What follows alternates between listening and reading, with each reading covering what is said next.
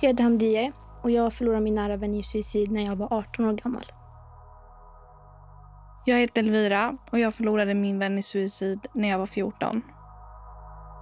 Jag heter Jafar. Jag förlorade min vän i suicid när jag var 23 år gammal.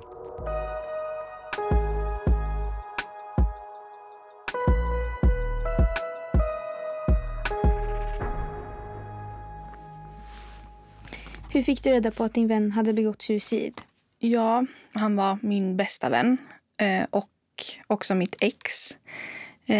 Så vi hade dejtat en gång i tiden, men den relationen var inte riktigt så bra för någon av oss. Så att vi bestämde oss att vi bara skulle vara vänner, bästa vänner. Men på då sista tiden innan han gick bort så hade vi tyvärr inte så mycket kontakt för att han bodde på ett SIS. Så han hade inte full tillgång till att kontakta folk. Och jag var även i en relation och min partner då tyckte inte att jag skulle ha kontakt med mitt ex. Jag var i bilen med mitt dåvarande familjehem på väg hem från Kolmården då jag fick en snap av min kompis och hon berättade då att min då bästa vän hade tagit sitt liv. Och jag trodde först att hon skojade. Jag var helt säker på att hon skojade. Så jag tog inte det då. Så det var inte förrän dagen efter som jag faktiskt ringde hans mamma. Och då fick jag veta svart på vitt från henne att det var sant. Men jag har en fråga. Varför trodde du att det inte var på riktigt först? Eller varför tog det den dagen på? Jag vet inte. Det var väl, jag ville inte riktigt förstå det. Jag hade också förlorat min andra vän bara några månader tidigare. Så jag tänkte att nej, det kan inte vara sant. Så det var svårt. Jag var då bästa vän med den här tjejen. Vi var med varandra hela tiden i skolan. Och vi gjorde alltid saker tillsammans efter skolan eller på loven och sånt. Men veckan innan så hade vi, eller dagarna innan så hade vi hamnat i ett litet bråk. Det var jätteonödigt och jättenaivt bråk. Det handlade om en uppgift i skolan. Men sen hade jag skrivit en text till henne, eller jag hade skrivit henne innan och bett om ursäkt och så. Men den svarade hon inte på. Men hon hade inte varit i skolan på ungefär en vecka. Så vi alla undrade vart hon var. Och vi alla trodde hon var sjuk. Men sen så skrev vår rektor ett meddelande till vår klass att vi alla måste samlas. Och jag kände lite redan innan att jag visste vad som hände. Och jag minns att jag sa till mina vänner också att tänk om något har hänt henne. Men sen så går jag in i klassrummet. Hela klassen sätter sig ner. Och sen så kommer våra rektorer in då, lärare. Och så berättar de. Han sökte uppehållstillstånd i Sverige. Sen hans familjehem fick mejl från advokaten att min vän har fått avslag. Sen jag sa, okej, det kanske är bättre att du ska inte berätta ikväll. Så ni kommer till mig imorgon. När familjehems pappa åkte hem och han såg att han satt i soffan och såg att det är normalt, allting är okej. Han spelar spel. Så han bestämde att han ska berätta till honom att vad har hänt. Så han berättade till honom att du har fått avslag. Sen han sagt okej, det är helt okej. Vi ska kämpa vidare. Vi ska inte ge oss. Eller vi ska inte ge upp. Vi ska kämpa vidare. Så jag brukade spela varje dag. Jag gick in i det här spelet. Jag såg inte att han var inte online. Så jag gick andra gången. Jag försökte många gånger gå in i spelet och spela med honom.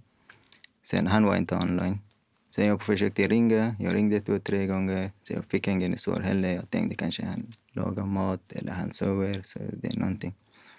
Så dagen efter så de skulle komma till mig. Så de skulle komma till mig 11:30. Så jag ringde. till hans familjehem och min vän. Jag fick ingen svar av dem.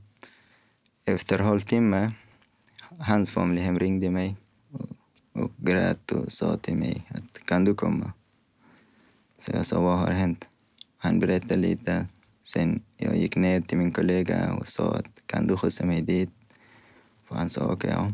Sen vi åkte dit, jag såg att det finns många polisbilar och ambulanser. Sen jag såg att ja, det har hänt. Hur mådde du efter att du fick reda på det? Jag kan väl svara på det först. Jag var väldigt in denial. Alltså jag vägrade inse. Samtidigt som jag också mådde skit. För jag förstod ju att det liksom hade hänt. Så att varje kväll i typ en månad så grät man ju. Liksom. Och det var väldigt mycket alltså saker jag ångrade att jag inte gjorde. Och att jag inte sa något. Att jag inte hade mycket kontakt med han på sista tiden. Och det var väldigt mycket självhat. Och jag isolerade mig helt och låg bara i min säng. Och ville inte göra någonting alls. Men jag hade några få människor som hjälpte mig att liksom komma upp och fortsätta med livet. För att mitt behövde ju liksom fortsättas. Men ja, det var väldigt, väldigt svårt. För mig var ju allting jättekonstigt. För jag fick ju den här känslan att nu vet jag att någonting har hänt med henne. Och redan typ 10 sekunder innan jag får reda på det så skriver jag till henne och skriver har det hänt någonting. Så jag fick ju den känslan typ på mig att så här, nu är det ju något som har hänt henne. Så redan innan så mådde jag jättedåligt. Men sen efter att jag fick reda på det så som du sa, jag var ju in denial också. Jag kunde inte fatta att liksom, det på riktigt hade hänt. Och först ville jag vara själv. Så jag åker faktiskt hem från skolan. Men så fort jag kliver in i mitt rum så känner jag så här, nu måste jag gå tillbaka till skolan och vara med folk. Jag kan inte vara själv. Nej. Så jag gjorde det. Och allt kändes bara jättekonstigt i skolan, runt människor. Jag visste inte hur jag skulle bete mig runt människor. För vanligtvis är jag ganska liksom, en person som skrattar och är jätteglad. Men just den dagen så var jag en helt annan person typ. Men de första veckorna eller första månaderna så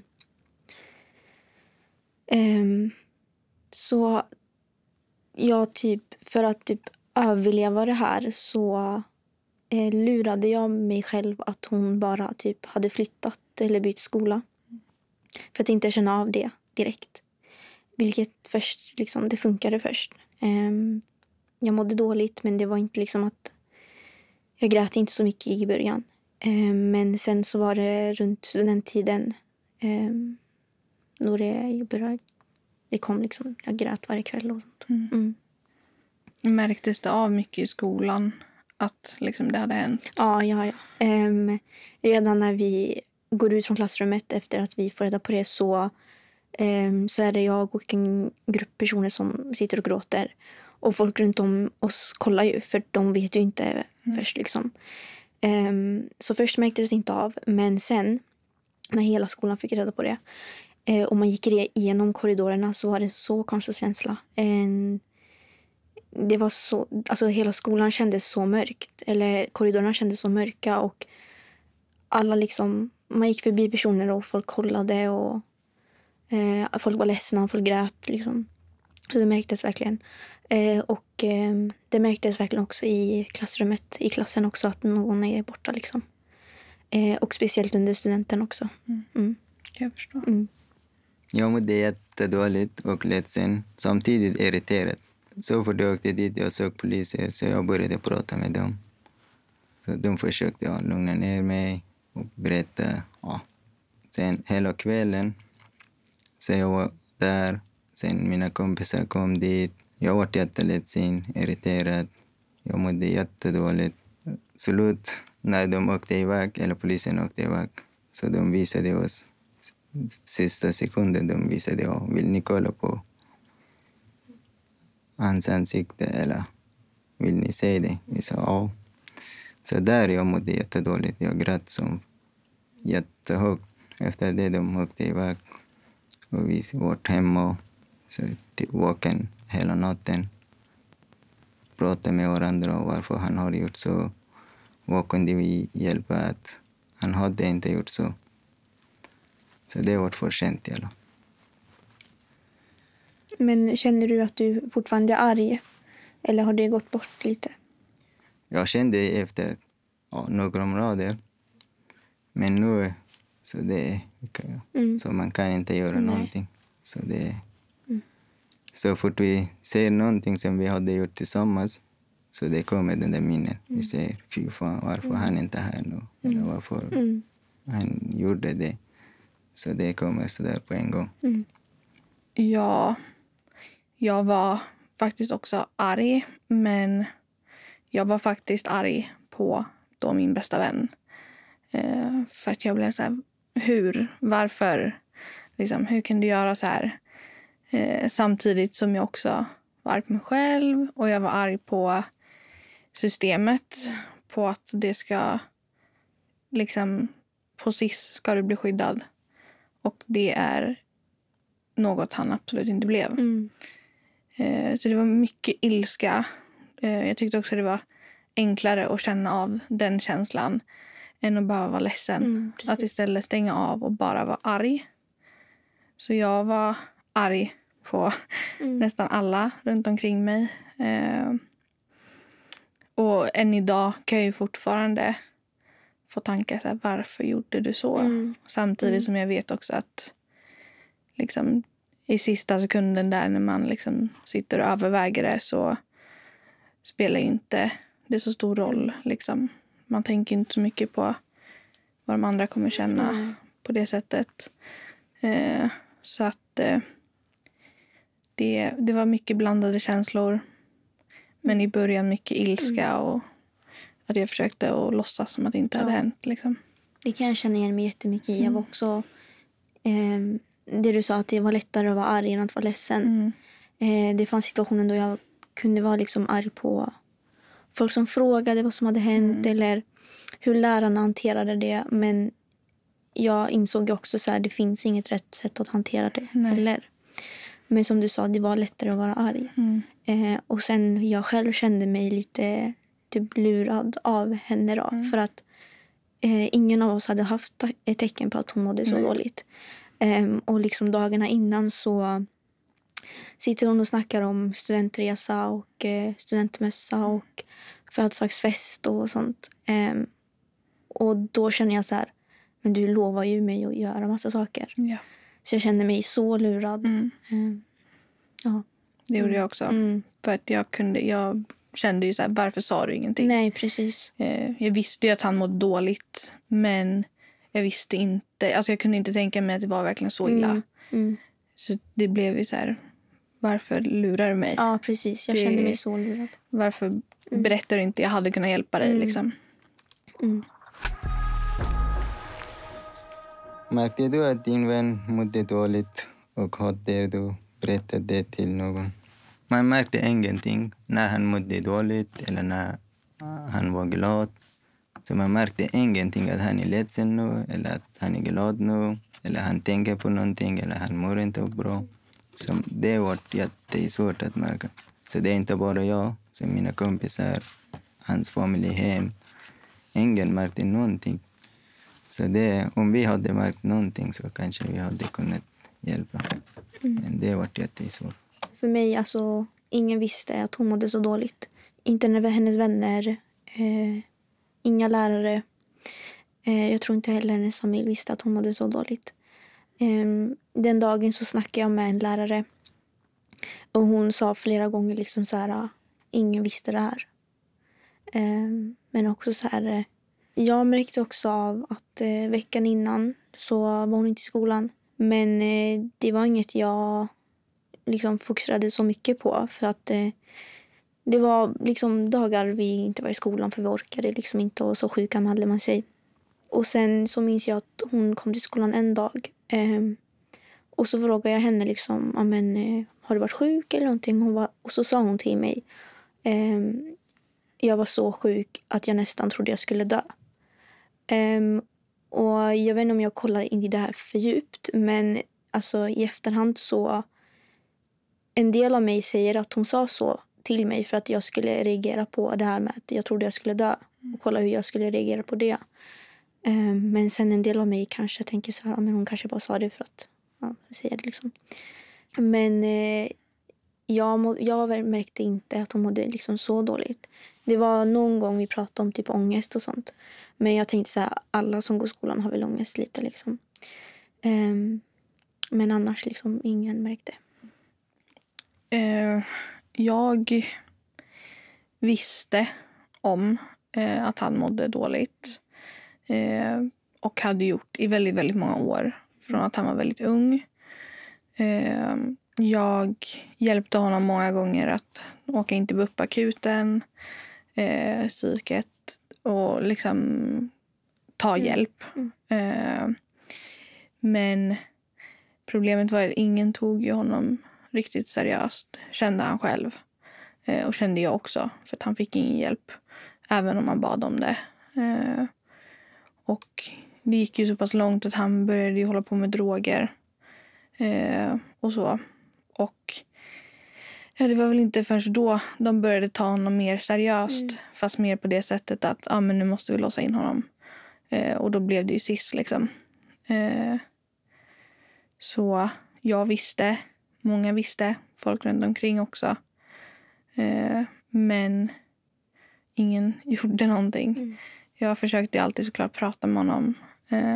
Och vi pratade väldigt mycket om sånt. Och jag har också haft det väldigt tufft i många år. Så att vi kunde liksom prata om det och känna igen oss i varandra och så. Men ingen annan uppmärksammade det. Men jag har ju fått veta också i efterhand att dagarna innan han tog sitt liv så var han ju alltså på rummet och ville inte vara ute bland andra och hade liksom uttryckt sig att han inte mådde bra. Men han var också i VIE, vilket är vård i enskildhet. Det är när de separerar han då från avdelningen med de andra. Så att han fick vara helt själv. Och där ska ju de egentligen ha personal med honom då när han är där. Men det hade de inte. Och det var så det lyckades gå och bli som det blev. Om du visste att din vän mådde dåligt, hade du berättat det för någon då? Ja, om jag visste att min vän mådde jättedåligt så jag skulle berätta till hans familjehem. Sen till mina andra kompisar att de ska ha koll och umgås med honom. Men jag visste ingenting om det här. Så det var det att veckan innan, kanske 1 eller 2 veckor innan, han sa att jag ska börja träna gym. Så när man har såna här plan, så hur ska man märka att... Nej, det är svårt. Ja. Ja, jag har ju pratat med folk under åren liksom för att hjälpa honom. Och sagt saker då typ bakom hans rygg. Och även om det är väldigt svårt att göra så är det för att rädda någons liv. Vet man att någon verkligen mår så pass dåligt så är det så värt det och säga det till någon för att det kan hjälpa liksom. Så att det har ju hänt att jag ringt. Det var någon gång då jag ringde hans familjehems mamma när han hade uttryckt att han ville dö liksom. Och han blev väl inte så glad i början. Men vi fick ha kvar honom lite längre liksom. Så det skulle jag göra om 1000 gånger om.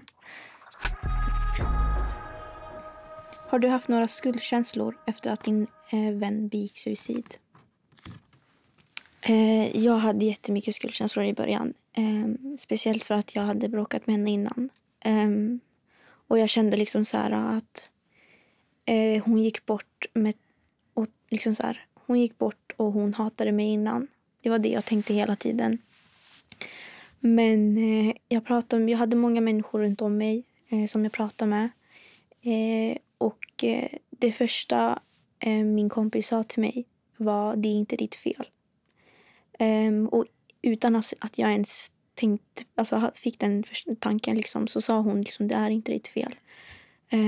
Och det hjälpte mig jättemycket. Sen pratade jag också med min mentor.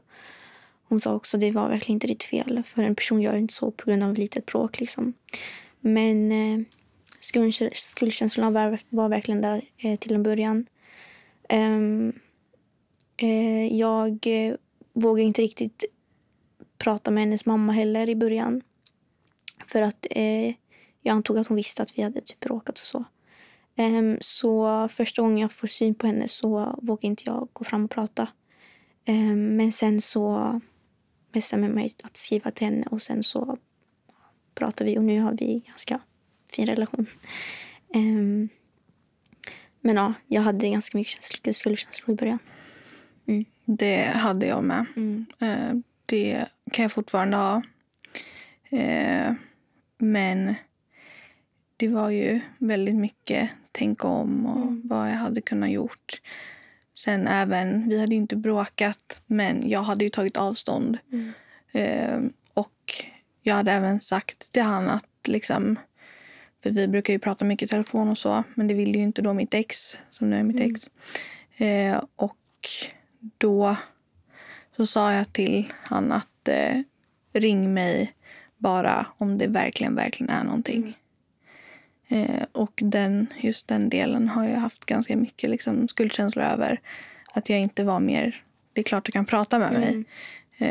För det kanske gjorde att han inte heller vågade prata med mig. Och jag vågade inte heller prata med hans mamma. För att hon hade fått en syn på mig av att jag inte var liksom bra. Och en dålig vän till honom. Så hon var inte så positivt inställd till mig.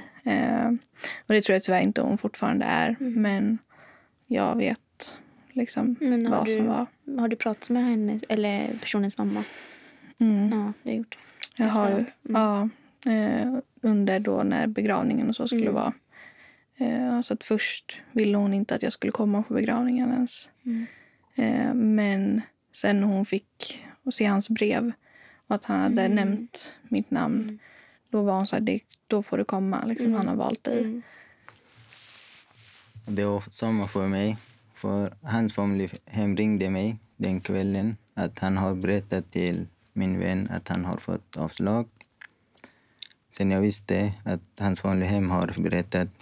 Efter ett tag jag försökte ringa 2-3 gånger. Fick ingen svar. Sen jag gick till det där mobilspelen. Många gånger han var inte online där heller. Så det är nu jag tänker att varför jag åkte inte dit. När jag fick ingen svar. När jag ringde. Så han spelade inte. För han var inne i spelet typ hela tiden. Så fort han var hemma så han var i spelet. Så jag visste att han kan inte vara utan det här spelet. Så om jag hade åkt dit efter att jag fick ingen svar och han var inte online i spelet så kanske hade inte hänt. Det är det gör mig. Så jag bodde inte långt bort heller. Det var 10 minuter ifrån. Men om du liksom hade förstått att han mådde dåligt och att han inte var inne på spelet, då hade du ju förstått att du måste åka dit. Men du tänkte ju inte att han mådde så dåligt. Liksom. Då blir det ju svårt. Nej, så jag märkte ingenting. Om jag hade märkt någonting så jag åkte direkt efter att hans familj hem berättade att han har fått avslag. Hur har det påverkat dig? Har du några triggers? Det har påverkat mig jättemycket. Jag har märkt att ju varje månad som går, då datumet närmar sig, så mår jag jättedåligt. Och det är då det är värst. Och det är då jag gråter mest. Så jag tror det har påverkat typ min hjärna. Eller så här, min hjärna och typ mina reaktionstankar typ jättemycket. Speciellt under studenten. Allt med studenten var trigger warning. Alltså det var så här, eller jag blev triggad av det liksom. Att så här, men nu är hon inte här liksom. Men och det är nog det. Studenten och när jag går förbi hennes lägenhet också. Ja, jag har ju märkt av att när jag går förbi kanske platser som vi har varit på, att då kommer ju mycket tillbaks. Och även när folk pratar om typ självmord. Många har ju konstiga synpunkter på det, åsikter om att det var hur gör man så, varför gör man så, och då kan jag bli triggad liksom. Och sen har jag även mitt och hans gemensamma gosedjur som jag sover med. Så varje gång jag ser den så blir jag ju lite så ledsen. Men det är nog, alltså jag tror inte det är riktigt triggers, utan det kommer liksom som i vågor från ingenstans. Så bara börjar man tänka på det. Och då liksom får man panik. Jag i alla fall. Så ja, jag tror det är det. Ja, jag märkte av att när jag åker dit hos dem så jag ser stugan. Sen jag har jättesvårt att gå i stugan. Så jag tänker att det tillhör till min vän. Varför han inte är här? Eller när jag åker dit så jag brukar sova där. Så jag tänker, hur ska jag kunna sova i sängen som tillhör till min vän? Så jag har det svårt. De hade en katt. Så de var nära kompisar med varandra. När min vän spelade mobilspel så deras katt låg på hans fötter och låg där hela tiden. Sen efter det så jag märkte på katten också efter några dagar att hon skrek och klättrade på dörren och skrek hela tiden. Men tyvärr hon fanns inte heller nu. Hon gick bort också. Kanske det, de har någonting att följa varandra. Spelet som ni brukade spela tillsammans, spelar du fortfarande? Så jag spelar med mina andra kompisar. Så fort vi spelar, om han gjorde någonting roligt i det, vi pratar om det. Om han var här så han skulle gjort det här det, på det sättet, han skulle gjort på det sättet. Så han var mycket bättre än mig och mina andra kompisar i det här spelet. Han var typ professionell nästan. Ja, jag glömde säga också det här med årsdagar och månad, alltså så här datumen från när han gick bort. Det är också en trigger. För att man blir som påmind igen liksom. Känns som att man nästan lever den dagen igen. Precis. Så den är ju också jobbig. Och jag brukar gå förbi hennes jobb varje gång jag går till jobbet. Och jag tar den vägen hela tiden, för det är den enda vägen jag kan ta. Så då blir jag också lite så här, lite triggad. Vad är ditt finaste minne av din vän? Ja, mitt finaste minne måste nog vara första gången vi träffades. Då hade vi haft kontakt i några månader på telefon och på FaceTime. Men jag bodde på SIS så jag fick inte åka ut. Men så hade jag fått permission så jag fick åka hem. Och även träffa han då för första gången. Och då var jag kär i han. Det var ju liksom när vi var tillsammans. Och jag kommer ihåg att när vi kramades så var det liksom, vi stod i 10 minuter typ. Och kunde inte sluta. Och han hade även berättat för mig innan det att han inte tyckte om barn. När jag berättade att jag har småsyskon. Men sen så lekte han med min lillebror. Jättemycket. Och de hade jättekul att spela fotboll. Och jag har typ aldrig sett min lillebror så glad. Så det var så fint att se. Så det är ett minne som jag oftast tänker på. För det var liksom en av de bästa dagarna för mig. Vi skulle precis sluta 2:an. Och det var jättevarmt ute och vi ville bada. Men ingen kunde skjutsa oss till badstället. Så vi bestämde oss att gå och bada i en så här lite sunkig sjö. Så vi åkte dit och innan så åkte vi till second hand och second hand shoppa. Och sen hade vi hittat 2 likadana tröjor som vi bara köpte. Och sen efter det så satt vi oss vid vattnet och åt mat. Och sen så badade vi. Det var jättesunkigt. Och speciellt där med tröjorna. Att de var likadana. Det är mitt finaste minne. Ja, mitt finaste minne är ju att vi åkte husvagn till Öland. Så där vi brukade simma eller bada. Sen vi skulle fiska. Så vi gick dit och han sa vi kommer aldrig få någon fisk. Så nej, vi ska försöka. Så han sa nej. Sen vi försökte många gånger till slut. Vi fick ingen fisk i alla fall. Fast han sa i början. Ja, så det var det. Så där var det i spelet också. Så vi satt i husvagnen. Vi spelade hela natten. Nu ska vi svara på era frågor. Får man säga självmord? Självmord är ju ett starkt ord. Och det är ju inte ett mord. Nej. Liksom. Så. Och ja, men, man hör väl ändå inte så mycket idag att folk säger självmord längre. Utan man använder liksom finare ord så. Ja. Så jag kan förstå problematiken. Men jag använder det nog själv ibland liksom. Faktiskt. Men det är ju inget självmord på det sättet. Nej, men för ofta så blir det ju, när jag berättar så säger jag ju han har gått bort. Men så kan det ju komma en följdfråga. Ja. Hur?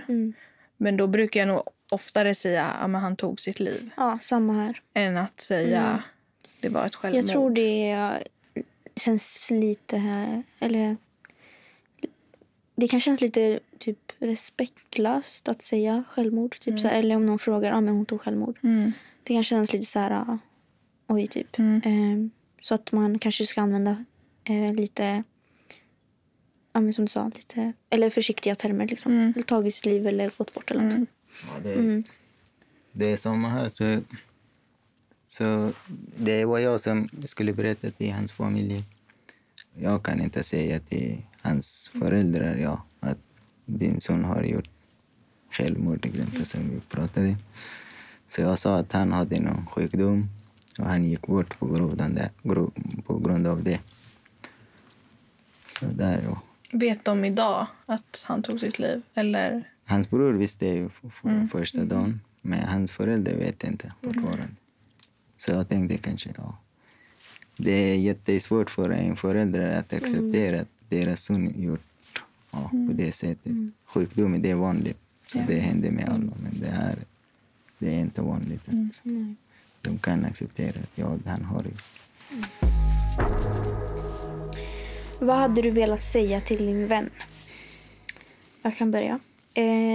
Jag hade velat säga att jag älskar henne och att jag saknar henne jättemycket. Och att jag önskar verkligen att hon var här. Det hade jag velat säga till henne.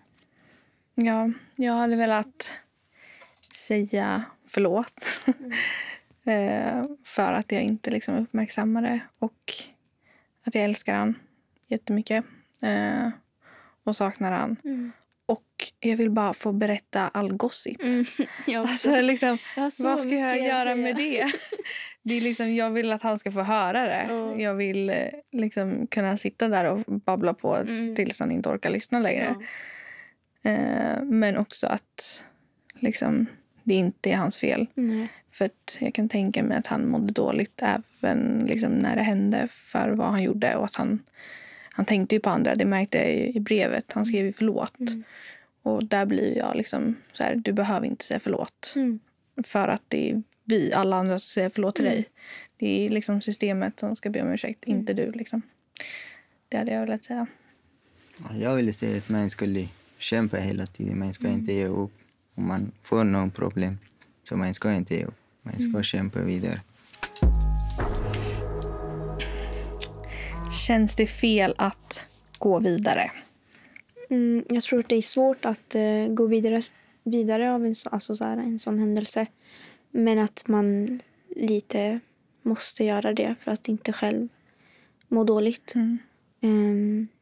Jag kan känna att i början så kände jag att jag kanske gick vidare för snabbt. Med det här med att jag kände liksom så här, men hon kanske bara har bytt skola liksom. Eller att jag gjorde massa saker och var med massa vänner och fick massa vänner. Då kände jag typ så här, ja, men först kände jag liksom, men jag måste ju gå vidare, vad ska jag göra? Men sen så fanns det också perioder då jag var liksom, varför ska jag må bra när hon mådde så dåligt liksom? Och de vännerna jag har nu har ju också varit vän med henne. Så, och hon introducerade mig till de här människorna också. Så ibland när jag brukar vara med dem så känner jag så här, varför kan inte hon vara här också? Varför är det just jag som kan få de här fina vännerna liksom? Och det var så på alla liksom studentfirande, studentfester. Liksom, varför ska jag vara här och varför ska hon inte vara här liksom? Men man måste nog liksom kanske gå lite vidare för att må bra. Jo, det är det. Jag tror ju aldrig riktigt att man kommer aldrig gå helt vidare. Nej, för det är ju en människa som man lämnat kvar i sitt liv som inte längre finns. Och oftast så är det liksom, då, nu när det är suicid så händer det ju snabbt liksom. Så gå vidare, alltså det är ju mer att man liksom inte kan bara vara ledsen konstant. Utan att man måste rulla på med sitt liv. Men sen så glömmer man ju inte människan. Liksom, man går ju fortfarande till graven eller liksom tänker på den och liksom så. Ja, det är svårt att gå vidare, men så man måste göra. Så, men det som hon sa, att så fort man träffar kompisar som vi var tillsammans så man tänker, varför han är inte här? Ja, gå vidare från alla dåliga känslor, men hålla kvar det positiva. Liksom. Och det blir enklare och enklare för åren som går. Ja, hur mår ni idag? Alltså, idag mår jag väl bra, men nu efter studenten så jag trodde det skulle kännas, eller jag skulle må lite bättre, för att jag tänkte så här, ja men jag lämnar skolan och jag lämnar typ det som hände då, för det liksom, jag fick reda på i skolan, vi gick skolan tillsammans och sånt. Men jag känner fortfarande att så här, hon saknas fortfarande och det är så många saker jag vill säga till henne. Men hon finns liksom inte kvar. Så det är lite blandade känslor, men jag mår nog bättre än vad jag gjorde för några månader sedan. Ja, jag känner också att jag mår bättre idag. Och det är också liksom, första året så var det ju mer jobbigt att prata om det och tänka på det. Och att jag försökte nästan undvika det för jag blev ledsen. Medans nu idag så jag tror jag nämner hans namn och han minst en gång om dagen. Och det kan vara bara att berätta något roligt minne. Men det har blivit enklare att leva med det liksom. För mig var det också jättesvårt att prata om det. Jag märkte typ i skolan att ingen snackade om det. Så det blev automatiskt att man själv inte pratade om det. Och jag märkte att varje gång man tog upp hennes namn så blev det lite en stel situation. Och att folk lite undvek att prata om det. Men nu alltså, samma som du, jag nämner hennes namn hela tiden och tänker på henne och liksom pratar om henne hela tiden. Ja. Hur mår du idag? Ja, jag mår bättre än jag mådde typ för 1 år sedan. Så jag hade svårt till typ 1 år, mer än 1 år. Så nu jag mår lite bättre. Jag vill säga tack för att ni var med här. Och ja, att det inte var något av vårat fel. Nej. Att man måste komma ihåg det. Ja, jag tackar. Så det har varit bra att vi delar med varandra. Ja, och vi är alla 3 modiga för vi står här. Jag sätter lite där.